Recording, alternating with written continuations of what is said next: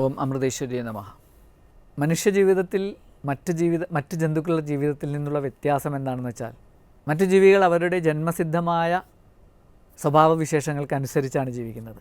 അവർക്ക് പ്രകൃതി നൽകിയിട്ടുള്ള കുറച്ച് വികാരങ്ങളും കുറച്ച് വാസനകളും പിന്നെ കുറച്ച് ഭൗതികമായ സംതൃപ്തികളുമൊക്കെ ഉള്ളൂ.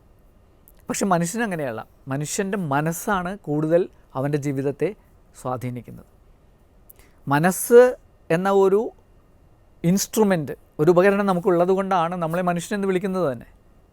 മനസ്സുകൊണ്ടാണ് നമ്മൾ മനനം ചെയ്യുന്നത്, ചിന്തിക്കുന്നത്. അതുകൊണ്ടാണ് നമുക്ക് മനുഷ്യരെന്ന പേര് വന്നത്. പക്ഷേ ഈ മനസ്സ് പലപ്പോഴും നമ്മൾക്ക് ശത്രുവും കൂടി ആകുന്നുണ്ട്. നമ്മളെ നേട്ടങ്ങളിലേക്ക് നയിക്കുന്നത് മനസ്സാണ്. പുതിയ പുതിയ കാര്യങ്ങൾ കണ്ടുപിടിക്കാൻ ഈ ശാസ്ത്രജ്ഞന്മാരെ സഹായിക്കുന്നത് മനസ്സാണ്. അതുപോലെ കലകളിലൂടെ നമുക്ക് ആനന്ദം കണ്ടെത്താൻ സാധിക്കുന്നത് മനസ്സുകൊണ്ടാണ്. ഇതൊന്നും മറ്റ് ജീവജാലങ്ങൾക്ക് സാധിക്കുന്നില്ല. അപ്പോൾ ഇങ്ങനെ പല അനുഗ്രഹങ്ങളും നമുക്ക് മനസ്സ് നൽകുന്നുണ്ടെങ്കിലും ഈ മനസ്സ് തന്നെ പലപ്പോഴും നമ്മളെ പീഡിപ്പിക്കുന്നതായിട്ട് നമുക്കറിയാം.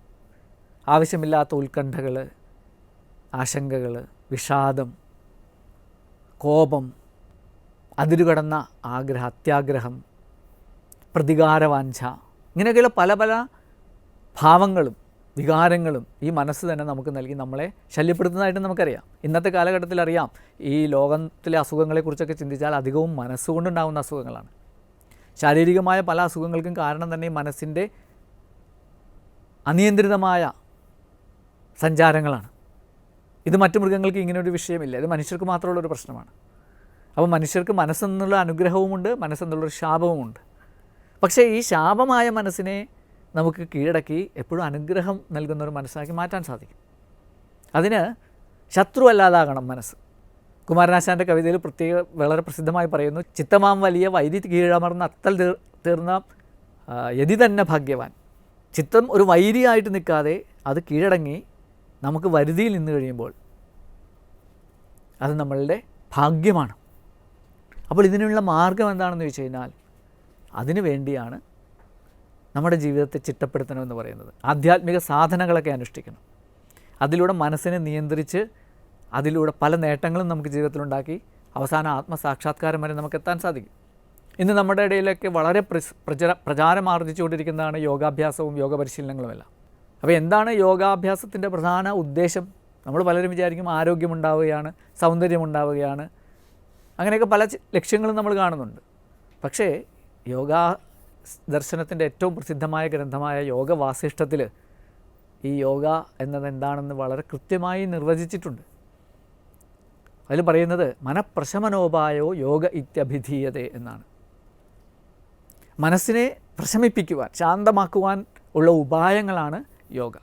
ഇപ്പോൾ ഭഗവത്ഗീതയിൽ ധ്യാനയോഗം എന്നൊരു അധ്യായമുണ്ട്. അത് ഭഗവാൻ കൃഷ്ണൻ അർജുനന് ധ്യാനയോഗം പറഞ്ഞു കൊടുക്കുന്ന അധ്യായമാണ്. ആ അധ്യായത്തിൽ ധ്യാനയോഗമൊക്കെ പറഞ്ഞു കൊടുത്തതിനപ്പോൾ അർജുനൻ ഭഗവാനോട് ചോദിക്കുകയാണ്, എനിക്കിതൊന്നും അഭ്യസിക്കാൻ സാധിക്കുകയില്ല ഭഗവാനെ. കാരണം ഇത് അഭ്യസിക്കണമെങ്കിൽ മനസ്സ് നിയന്ത്രണത്തിലാകണം. പക്ഷേ എൻ്റെ മനസ്സ് എൻ്റെ നിയന്ത്രണത്തിലല്ല. ചഞ്ചലം ഹി മനഃ കൃഷ്ണ പ്രമാധി ബലവദ് ദൃഢം തസ്യാഹം നിഗ്രഹം മന്യേ വായോരിവ സുദുഷ്കരം എന്നാണ് അർജുനൻ പറയുന്നത്. കൃഷ്ണ, മനസ്സ് ചഞ്ചലമാണ്, പ്രമാധിയാണ്. പ്രമാധി എന്ന് വെച്ചിട്ടുണ്ടെങ്കിൽ അനിയന്ത്രിതമായി ഓടി നടക്കുന്നതാണ്. ബലവത്, അത് വളരെ ശക്തമാണ്. ദൃഢം, അത് വളരെ വാശിയുള്ളതാണ്, വളരെ പിടിവാശിയുള്ളത്, മെരുങ്ങാത്തതാണ്.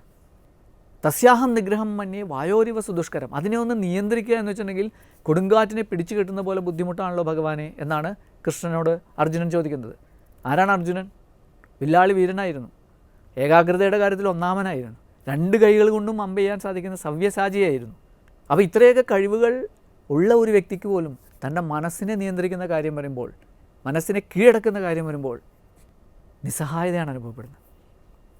അപ്പോൾ ആ മനസ്സിനെ നിയന്ത്രിക്കുവാനായി ഭഗവാൻ അർജുനോട് പറയുകയാണ്, അതിന് നിരന്തരമായ അഭ്യാസം വേണം. പരിശീലനം കൊണ്ട് മാത്രമേ മനസ്സിനെ നിയന്ത്രിക്കാൻ പറ്റൂ. അങ്ങനെ പരിശീലനം കൊണ്ട് മനസ്സിനെ പൂർണ്ണമായും കീഴടക്കാൻ സാധിച്ചാൽ ആ മനുഷ്യന് എത്തിച്ചേരാവുന്ന ഔന്നത്യങ്ങൾക്ക് പരിധിയില്ല. നമ്മുടെ അമ്മയുടെ ഏറ്റവും നല്ല ദൃഷ്ടാന്തം നമുക്ക് നേരിട്ട് കാണാം.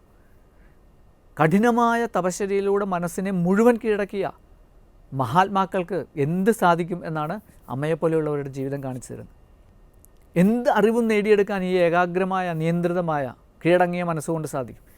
എന്ത് വെല്ലുവിളികളെയും നേരിടാനും അവയെല്ലാം അതിജീവിക്കുവാനും മനസ്സിന് നിയന്ത്രണം കിട്ടിക്കഴിഞ്ഞാൽ നമുക്ക് സാധിക്കും.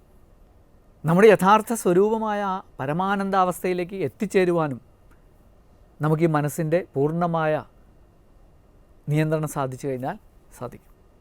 അപ്പോൾ ഇതിനുള്ള അഭ്യാസങ്ങൾ ശരീരതലത്തിൽ നിന്ന് ആരംഭിക്കണം. യോഗാസനങ്ങൾ, പ്രാണായാമം എന്നുള്ള അഭ്യാസങ്ങളെല്ലാം ഉത്തമരായ ഗുരുക്കളിൽ നിന്ന് അഭ്യസിച്ച് സാവധാനം അവയുടെ നിലവാരങ്ങളെ, അവയുടെ തലങ്ങളെ ഉയർത്തി കൊണ്ടുവന്ന് അവസാനം മനസ്സിനെ തന്നെ പൂർണ്ണമായും കൈവശപ്പെടുത്തുക, കീഴിലാക്കുക എന്നുള്ള ആ മനഃപ്രശമനം എന്നുള്ളത് സാധിക്കണം. അപ്പോൾ അത് സാധിച്ചു കഴിഞ്ഞാൽ പിന്നെ അവന് മറ്റൊന്നിൻ്റെയും സഹായമില്ലാതെ തന്നെ ജീവിതത്തിൽ വലിയ വലിയ നേട്ടങ്ങളുണ്ടാക്കാൻ സാധിക്കും. ബാഹ്യമായ സഹായങ്ങൾ അല്ലെങ്കിൽ സാഹചര്യങ്ങൾ പരിമിതമാണെങ്കിലും വിപരീതമാണെങ്കിൽ പോലും അവയെല്ലാം നേരിട്ട്, അവയെല്ലാം അതിക്രമിച്ച് നമുക്ക് നമ്മുടെ ലക്ഷ്യത്തിലേക്ക് എത്തിച്ചേരുവാൻ ഈ മനസ്സിനെ പൂർണ്ണമായി നിയന്ത്രിച്ചാൽ എളുപ്പം സാധിക്കും. അപ്പോൾ അങ്ങനെയുള്ള ആ മനോനിയന്ത്രണത്തിലേക്ക് നമ്മളെ നയിക്കുന്ന ആധ്യാത്മിക സാധനങ്ങളെല്ലാം നമ്മുടെ ജീവിതത്തിൻ്റെ ഭാഗമാക്കി മാറ്റി നമുക്ക് നമ്മുടെ ജീവിതത്തിനെ പൂർണ്ണമായും വിജയത്തിലേക്ക് എത്തിക്കാൻ ശ്രമിക്കാം. ഓം അമൃതേശ്വരി നമഃ.